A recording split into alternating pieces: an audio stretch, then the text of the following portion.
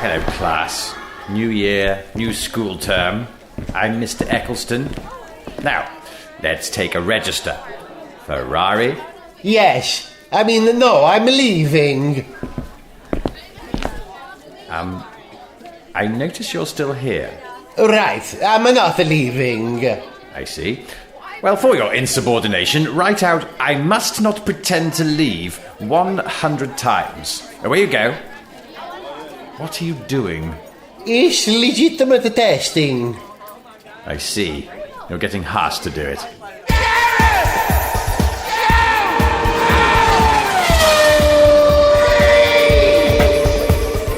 Hello and welcome to Gareth Jones on Speed Series 12, not Season 12, because Richard would thump me, which is probably just as well because he's standing next to me. Hey Richard. Hello. And standing to my left, not preparing to thump me, Zog. Hello. Hey guys, Happy New Year. I know we're well into the new year now, but this is the first time we've seen each other since. How was Christmas? Yeah, not bad. Did you get a new car for Christmas? Sadly not. I almost finished a new car model, but that's a whole other thing. I did get myself a bicycle, however. Are we allowed to talk about bikes on this show, Richard? Yeah, I suppose. Gareth Jones on 21 speed or whatever it would be. Oh, I see, yeah. You know, I saw it's that wheeled picture. transport. It goes as quickly as we can make it go. I saw that picture you sent of your bicycle and I looked at it. And I used to know a bit about bikes when I was into mountain biking in the 90s, but I'm not anymore because I learned to drive. That sort of took the edge off bicycles for me, I'm afraid. Yeah. But yeah, so is your bike any good? Well, I think it is. It's What funny is it? that I obsessed hugely. This is obviously very unlike me. I got a little bit obsessive about what I should get, and being a skinflint, I didn't want to spend any money at all, and the thing had to be perfect. I decided that it had to be lightweight, simple and elegant. It's a unicycle. You've gone circus skills on us. I didn't quite get that. No, that would be too really annoying hipster. Yeah. I mean, that would just... I almost bought a unicycle once. Yeah, I can't ride one. When I was a student, there was one in the window, this sort of weird bric-a-brac shop around the corner from the flat I lived in, and I saw it in the window and I thought, wow, a unicycle. And I went back and I said to my flatmates, there's a unicycle for sale in that shop, and we all agreed that one of us should buy it, and we were kind of double daring each other, and it got to the point where I was like, I'm just going to do it. I'm just going to go and buy the unicycle just because it's funny. And then I thought it was actually like 50 quid, and I was a student, and in those days, 50 quid was a lot of money. A lot of beer. I was trying to work out whether it was the winner or the loser of the competition that would have to buy a unicycle. It's one of those things where you go, oh, this is hilarious, I now own a unicycle, and then you go, actually, wait a minute, I now own a unicycle. Yeah, exactly. Did you buy it in the end? No. It would have been a better story if I would said, yes, I did buy it, and then I broke my collarbone or something. But no, that did not happen. You definitely need two wheels on your bike. One of the first bikes that I actually found on my eBay search was the one they ended up buying. 109 quid. A lovely guy called Nathan in North London who was moving to the States and selling his bike. And it's lightweight. It has the slightly annoying feature of being a single speed, which I wasn't quite sure about. You bought a rally budgie, haven't you? It could be a fixie if I swap the rear wheel around, but what I'm going to do instead is to change the rear wheel for a two-speed hub. So I will actually have a two-speed bike. The benefits that I would see of a single-speed bike are lightness, simplicity, elegance, and the fact that you've got a better drive chain. Because basically, because you've got more teeth in contact with the chain. When I had a bike before, one of the things that really annoyed me about it was the derailleur gears always needed adjusting. The chain was always slipping off, and the gear change was never sufficiently precise. I want to move the lever and have the gears just go click, click, click, click. I don't want them sort of jittery, half in, half out. You're positive. That's annoying, though, isn't it? And so I didn't want derailleur gears unless they were stupidly expensive, which rather ran up against my being a skinflint side of the thing. And at the point where I was seriously considering building a carbon fibre frame from scratch and then attaching some other bits to it, I realised that I should just buy something on eBay, and I went back and bought the 109 quid bike in North London, which is working out beautifully so far. Hang on, you haven't told us what type of bike it is. It's a hybrid in the sense that it has an old, I think it's an Italian frame by a company called Cinelli, and then it has Shimano, I was going to say Shimano brakes, it has a Shimano brake because it only has a front brake. What? No, but think of it. Well, actually, it's a fixed rear wheel, so you stop pedalling. Well, no, because why do you need a rear brake on a bike? To do skids. Okay, well, I'm not planning on skidding. Okay. That's the thing. Well, I hope not, because you'll be... And all you need the rear brake for is to skid. I'm not planning on doing any skidding. By not having a rear brake, it's lighter, simpler, looks better, less stuff to go wrong. Yes, one Shimano brake, Vittorio wheels, I think, and I can't remember who made the crank. It's all different bits. Right. I assume it's kind of evolved over the years because the frame isn't handlebars? that What have you got? They're not drop handlebars, are they? They're not. No, not they're the. I've actually got two sets of handlebars. This is one of the great things. It came with really nice lock, bunch of tools, spare straight handlebar. The handlebars on it at the moment are the kind of bull bar style, which are basically straight but with the with the bullhorn kind of projections at the end. So far, it's working out beautifully. I was talking to someone about bikes recently in a bike store. I was getting some bits for Violet's bike, and I said to him, these fixed rear wheels, these single speeds, very, very popular in London at the moment. You see them everywhere. I wonder how people manage with them. And the guy in the bike store looked at me and said, yeah, most people don't. Well, having lived with the single ratio for the short time that I've had the bike so far, I can see that you could live with it as long as you don't live in a part of London that's particularly hilly. That's why I'm confused about the man you bought it from, who is in North London, which is very hilly. Well, very hilly. I think he's a bit fitter and a keener cyclist. Did you see his calves? I wasn't looking too carefully. He wasn't wearing calves, cycling shorts at the time when you were... Oh, what a shame. But I'm not going to try and get on with just one ratio, and that's why I went for the 2-speed rear hub, which I think is the smart, elegant solution here. And then I'm going to adjust the size of the chain ring to give me the best two ratios. So I've got a kind of a just setting off and a hill ratio and then a cruising ratio. And if the cruising ratio is such that I have to adjust the two so that my ultimate top speed isn't super, super quick in order to make the hill ratio right for, let's say, Primrose Hill or whatever might be the steepest hill I'm likely to go up, Battersea Rise probably in the immediate area, I'm prepared to live with just going a little bit slower at the top end. Richard, I can't picture you on any sort of bike. Do you own a bike? No, I used to. It is when you were 10? It is the smart way to get obviously, around. I had a rally grifter when I was 10. There it is. Which brings me to my favourite gearing system of any bicycle, which is the Sturmy Archer 3-speed. It's a classic. Proper grifter, or indeed it was on the chopper. Many bikes. Do they still make the Sturmy Archer? I don't know how it worked, but it was a kind of hub thing, wasn't it? Well, music to my ears. The 2-speed rear hub that I am adding is a Sturmy Archer. Is it? 2-speed rear hub. But it's beautiful. A kickback gear Right. change. Like rather than maybe it's just the kind of crappy levers we had on those bikes when we were kids, but I don't remember the gear change being that great. The grifter was lovely because it was a twist grip. Wow. It had a little indicator, and it was blue for low, and then yellow for middle, and then red for top. And it was lovely. I remember having that quite a pleasing action, I think. But I love a Sturmy Archer. I don't own a bike at the moment, Gareth. I might go and buy a grifter now we've talked about it. I bet they're like £1,000 on eBay now, aren't they? Annoyingly. Would you still fit onto a grifter? I reckon so, because it had quite a tall seat post. 10 years old. I was a surprisingly tall 10-year-old.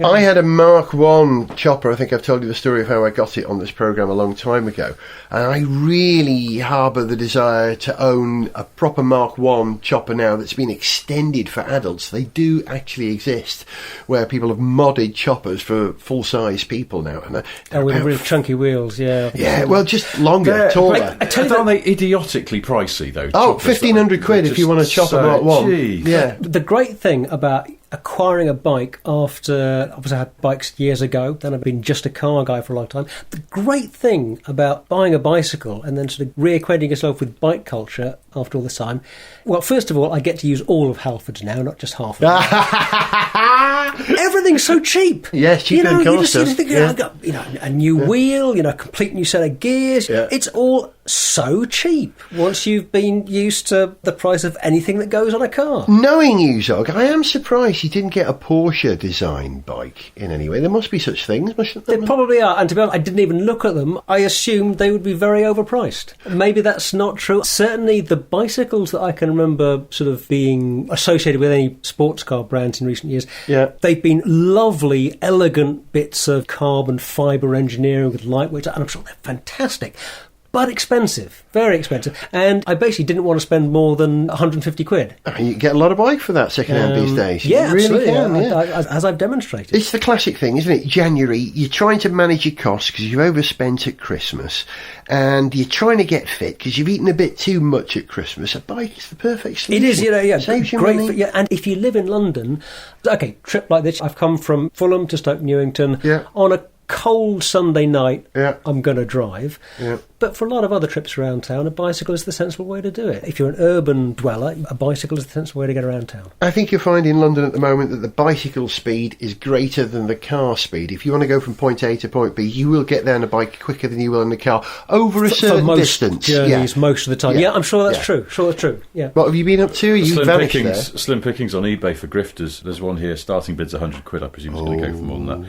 It looks like it needs a little bit of work. There's another one that's really tatty that's started at £75. That's it. There's not much out there at the moment, grifter-wise, which is a shame. But I'll keep them peeled now because I've got a sudden urge for a grifter. The absurd thing is that my old grifter lived in my dad's garage for years and years and years. It was probably only got rid of about 5 years ago. I should have just kept it, and now I'd have a grifter that was too small for me. I'd look like one of those sort of monkeys riding a child's bicycle that you get in cruel zoos. And PG Tips adverts. And did they? Probably. You hum it, the son, I'll grifter play was a very late 70s, early 80s bike, wasn't it? Yeah, Very late big old 70s. hefty old thing, and then BMX craze came along and rendered it sort of obsolete. I do like The the way Rally Burner came along, the rally's version of the BMX. Oh, yes. I do like the way that stuff from the 70s and the 80s has become quite chic now. Bikes, cars, music, ace. Right, guys, McLaren strategy meeting 2016. Ron can't be here, but he sends a quantum of regretful emotions regarding his non-attendational circumstance re this interface. He sends what? No idea. Anyway, fresh ideas for the new season. Let's go. Right, well, the 80s are back in style. Yes, they are. Totally on trend. So I'm thinking McLaren should go 80s style. Yes, I can see it now. Red and white colour scheme. Classic, iconic, yes. Not exactly. What I meant was we should just try and win something. Sniff Petrol with Gareth Jones on speed! Here we are now, the early doors of January, and we've got a bit of a wait before the Formula One season starts. The first race is March the 20th, which is about a fortnight later than it normally is, or a week later normally. So we've got all that testing and stuff to come before then. Sky are going to cover that fairly extensively. I'll be interested to see what Channel 4 do. Yeah, that was a bit of an interesting development, wasn't it? A surprise. BBC, I thought ITV would snap it. Because the guy who's the head of sport at ITV is Niall Sloan, who used to be the head of sport at the BBC when the BBC acquired Formula One from ITV. And I thought he'd be mad keen. I know he's keen on motorsport. But for Channel 4 to get it, does that mean it's going to become a sort of a specialist sport? Because they have stuff like cricket, specialist, isn't it? Horse racing, that's specialist, isn't it? And they used to have that Indian game on Channel 4, didn't Kabaddi. they? Kabaddi! Yeah. I used to like Kabaddi. So is that what's happened culturally, now that it's gone to Channel 4, that it's going to become a bit more of a specialist thing? It's not mass market anymore? Is that a good thing? Aren't well, cricket it's and more horse that- racing really popular? I was going to say, yeah, I think... Not in this it's era. it's not. No, I'm just thinking about it the other way around. Why have Channel 4 bought the rights? Why did Channel 4 want to get into Formula 1? I don't know. They wanna It seems find- like a slightly sort of mystifying left field move to me. I reckon it's because they've got to find something for Terry Christian to do, because he hasn't really worked since The Word, and he's probably going to host Channel 4, isn't he? Isn't that going to work? I'd be very happy if Channel 4 reinvented Formula 1 and made it really sort of alternative and bonkers. It'd be great. Great channel, so yeah, good luck to them. However, in the meantime, there are going to be some changes to Formula 1, not just how we see it. The chief thing this year appears to be the tyres. Have you heard about the tyre rules? Have you... Last time I looked, I was confused, and I haven't looked again, so I know they're changing the rules. I have no idea how they're changing them. It's very complicated. I've been studying it today, and I'm not very good on sport and tactics and rules and regulations like that. I like the technology in Formula 1. I like the backstory. The sport side of it mystifies me. But as far as I can tell, the headlines are this. The teams will get 13 sets of tyres over the weekend, which is what they had before. However, before, they had 7 sets of prime and 6 sets of the option tyre, which they could use over the whole weekend, right? Now, instead of there being 2 compounds brought to every race, Pirelli are going to bring 3 compounds. And there's a range of compounds that will be the medium, the soft, the super soft, and ladies and gentlemen, will you welcome, I think it'll debut in Monaco, the ultra soft tyre. I like the fact that they use Ultra. It just makes it sound a like it's marshmallow actually tyre. sort of, if you touch it, it was something that would come off on your hand. I think it's made of aerogel. Soft. Yeah, it's really sticky. It's aerogel, though. It's almost no mass there whatsoever. I know aerogel's not sticky. That was my problem. That aerogel isn't sticky. It's a brittle material. Yeah. I'm sorry. But it's very light. You cannot make tyres. Okay, I'm sorry. I won't make jokes of aerogel. I'm sorry. So I'm reading this bit of paper here which says, okay, it gets really complicated now. So you have to use a minimum of 2 of those compounds. Right, so you can either use the medium and the soft, or the medium and the super soft, or the medium and all the variations. But you can use more than 2. You can use more than 2, you can use 3. And if there is a super sticky tyre, the softest tyre, that's going to be useless for the race. But what they've effectively done is come up with a qualifying tyre, where lots of teams may absolutely have to use that tyre to give them a good grid position.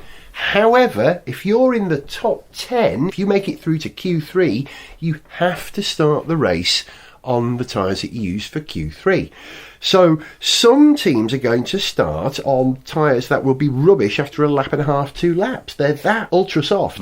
And so there's going to be an awful lot of early pit stops and big tactical changes. It will be, like the old days, I think, it will be impossible to work out who's going to win this race until the last 5 laps when everyone's gone through all their tyre allocations. It's going to swap a lot. Just on a practical note, does this mean that it's going to be a lot harder for Pirelli to work out how many of each compound they should be bringing to each race? Because if the teams have got so much more freedom to choose how many sets of these 3 or 4 different compounds they use, it just looks like Pirelli are going to have to bring a lot more tyres to each race. And that's not a good idea, because they're trying to control costs, aren't they, in Formula One? And they pay for these tyres, the teams, at the moment. Yeah, although presumably tyres that you haven't used at race 1 are going to be available at race 2. So I think over the course of seasons, it's only the cost of transporting the tyres that's an issue. The fact that you've got twice as many tyres there, that doesn't mean you're paying twice as much for your tyres, because you're only using the same number. It's a logistical thing for Pirelli to shift twice as many tyres. There's another funny thing in it as well, where having used what would have been the prime choice of the 3 available for the first part of first practice, you then have to give those tyres back.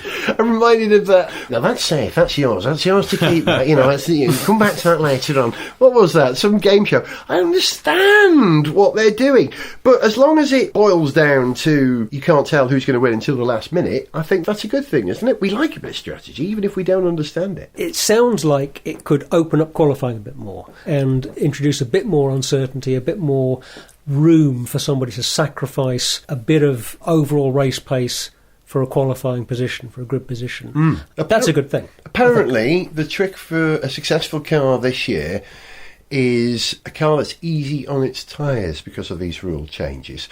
So we're going to find a car with higher aerodynamic grip, higher wing angles, because they've got to get that grip from aerodynamics rather than mechanical grip. So you've got to take the load off the tyres and make the aero do the work. So we could see very busy winglets all over cars this year, I'm guessing. If the aero's doing more work and pushing the car down again, then you're loading up the tyres. But not as much as if you were forcing the tyre to hold the car in position. The aero will hold the car in position. But the aero acts through the tyre. Yes. The tyres are only sticking it down to the road that little bit more because you've got the extra aero. Well, I take that as a general point that you can either spend your time making the aero better and pushing the car down a bit more, or you can refine your compounds and make the tyres work better, and you're eking out an advantage one way or the other. But so when they do want to make their car easier on the tyres, they crank up the wing angles. How does that work? Who knows? Who knows? Where's Pat Simmons when you need him? Pat Simmons, I have no idea how it works either. I think the way that the way that sort of tyres get scrubbed, the way that tyres get worn at different directions, I think it gets very complicated depending on the surface, depending on the temperature, and depending on the compound. Well, you're matching your compound to the surface, aren't you? Yeah, a certain amount of slip is going to produce different amounts of tyre wear depending on your surface and depending on your temperatures. I'm just saying it's complicated and I don't understand. Yeah. It's entirely possible no one does. But for me, this new tyre rule, it's just not contrived enough, is it? Why can't Formula One It's falling really... below the Come on, standards that we've pull got to your finger expect out of- and make it really complicated this time. Do you have to have like a joker? Like every 9th lap, you've got to change and run on glass tyres. Just make for it a hot like, lap I and don't know, like three-quarters or musical chairs. You've all got to come in when the music stops and put a different set of tyres on. But only if there's a Y in the month and the moon is in the 3rd ascendant of Aquarius or something. I think I think we should have you writing next year's. Well, I think these are the Come on, 2017 if you're rules. going to be This is just the way. achingly dull and complicated, then really be dull and complicated. That's my advice to this floundering sport that just seems to get worse and worse. Well, bless them, they're trying their best. They're not. Just stop all this bloody aero nonsense. Strip it right back. One choice of tyre, and then just go racing. That's it's not Formula complicated. E, isn't it? Well, But you have to have somewhere where things are complicated and where people can be ingenious. One of the things that we like and admire about a lot of teams is the ingenuity of the team that came up with double diffuser or the car with 6 wheels. Or I know, the, but wouldn't you have rather just gone like, and figured on, no one, you go, do you remember when they came out with the double diffuser? But you don't sort of enthuse about it in the way you go, God, do you remember when Senna and Mansell ran abreast an incredible race? Or Well, I think each of us get different things from Formula One. Yeah, I remember the great racing, the great rivalry between the great drivers. But as a man who likes engineering, and I think Formula One does attract those of us who like engineering more than sport, that we come to Formula One to get these sort of technical nuances. We find that satisfying. You see men in immaculately ironed shirts standing in the pit lane debating these finer points again. I slightly lose the will to live, and I just think it shouldn't be like this. It should be about what happens on the track so much. And also, I'll be honest, if they are going to make things incredibly complicated and add new layers of contrived rules, then I think the very least they could do for all of us is be very lax about rule enforcement, and let's encourage rampant cheating again. But we love cheating. Okay, because things don't have to be complicated, but there does have to be room for ingenuity. You know, we want to have. Well, there's room. your cheating then. Let the cheating happen.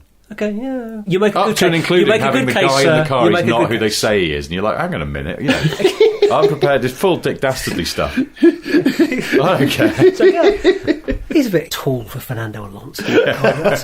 Fernando Alonso's agreed to open a Halfords this weekend, so we stuck Nick Heidfeld in there. God knows who's in the Force India. We think it might be a robot. It comes to the weighing of the drivers, you get like 3 dwarves in a race suit, and 2 of them jump out. I'm sure Kylie Minogue didn't start in this car. How come she's on the weighbridge? That can't be right.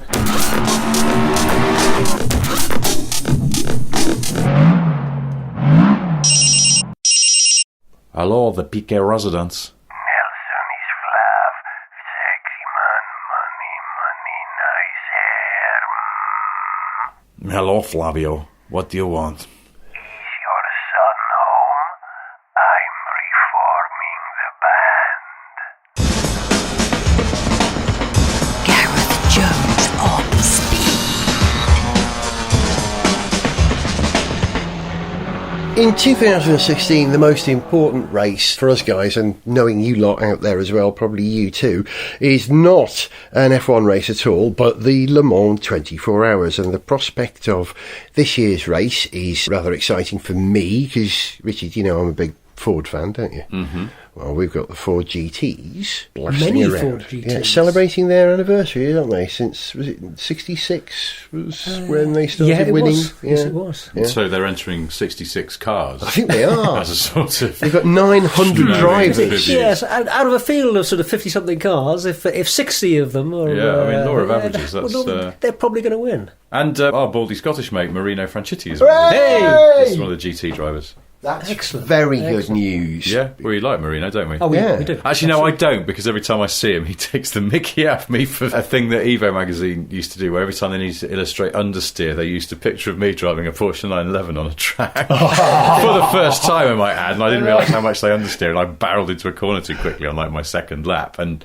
just where the photographer was, squealing understeer, and it got to the point where they just used that photo just to annoy me. But Marino only found out about this quite recently, and he just uses this all the time. It amuses him so much. That, I can see why. fair enough. I'm yes. looking for a Ford GT with a lack of front-end grip now, so if we get a shot of Marino in the early days of testing that car, understeering slightly, we will use this as evidence against Do you know what? I'm not sure that the Ford GT, in its basic road car form, has exactly sort of what Ron Dennis would call optimal aero for a racing scenario, because have you noticed the splitter thing on the back of that car is absurd. It sort of stretches like about 12 feet behind the car and is held on with wires. And I just think, yeah, that to me seems they've had to sort of bodge something together to make it work. But well, Ford's official line on the car is that, well, basically the road car is the race car. Why was he Canadian, the head of Ford? He was there for a moment, wasn't he? It sounded like it.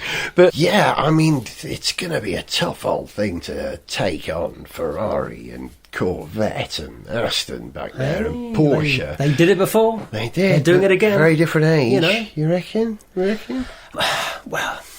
I'm not so sure. I wish them well, I just don't think they will. No, coming in on your first year, your first go, you never do that well. You can't do that well unless you're McLaren.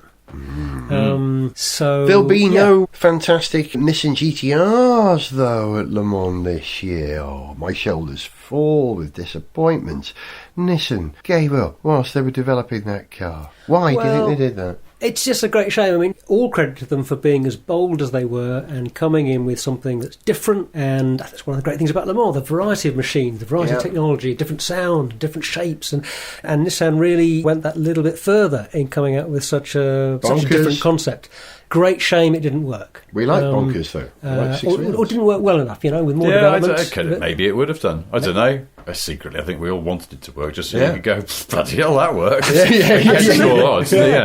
Bob Bulbous knows what he's doing. I mean, I'm sure he does, but it's he wasn't Bing really... Ball Bag, I think. That it is, isn't it? Yes, beg your pardon. And he's not been allowed to sort of refine that basic and slightly bonkers idea. I mean, maybe this says that in this day and age, it's so much harder to get the performance that you need to really be competitive without getting everything almost absolutely right. There's a lot less room for the bold idea that has something really solid and useful in it to overcome not getting all of the things around it at least 98% as good as they could be. If you haven't developed all those other things quite enough, it's holding back your central bold concept. So I guess I'm saying we're just not going to know how good that car could have been. That's a shame. I think the real shame for me is that being a front-engine, front-wheel drive car, I'd have loved to have a chance to drive it in the Le Mans race and really understeer it through some of the corners, thus causing Marino Franchitti and his Ford GT to crash off as well through tears of laughter. Yes. Do you know where they went wrong with that Nissan GTR?